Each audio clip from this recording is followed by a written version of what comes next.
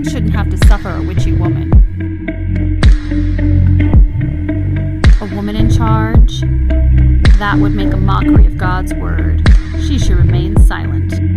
A woman should submit to her husband, any and all times. Okay, so let's open that door. Exodus 22 verse 18, a man shouldn't have to suffer a witchy woman. She makes it out to be a man versus woman scenario. You know, the word witch in this passage is the feminine singular of that rendered by sorcerers as seen in Exodus 7 verse 11, which means a mutterer of charms. Now, historically speaking, the feminine was used due to the fact that at the time it was mainly professed by females. It in itself is not an interpretation against a woman, as she's trying to demonstrate. 1 Timothy 2 verse 12, a woman in charge, that will make a mockery of God's word. She should remain silent. So in Greek, the word authority or in charge is better translated as misuse of authority. Paul's restriction was given in context to a personal letter to Timothy giving advice to a specific church in Ephesus.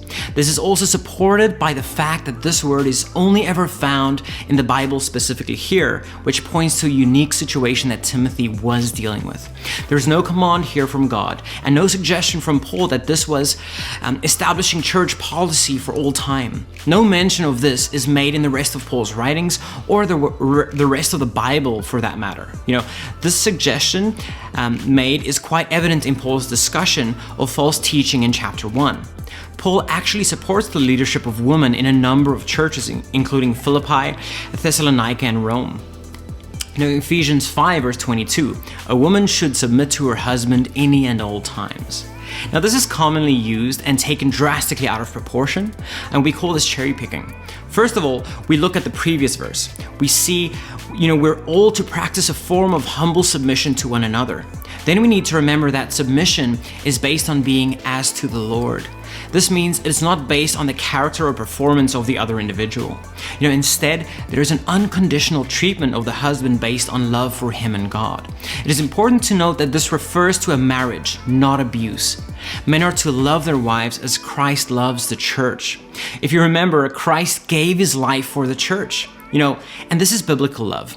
Love is patient. Love is kind. It does not envy. It does not boast. It is not proud. It does not dishonor others. It is not self-seeking. It is not easily angered. It keeps no record of wrongs. This is how a husband is to love his wife. This is what the woman is submitting to.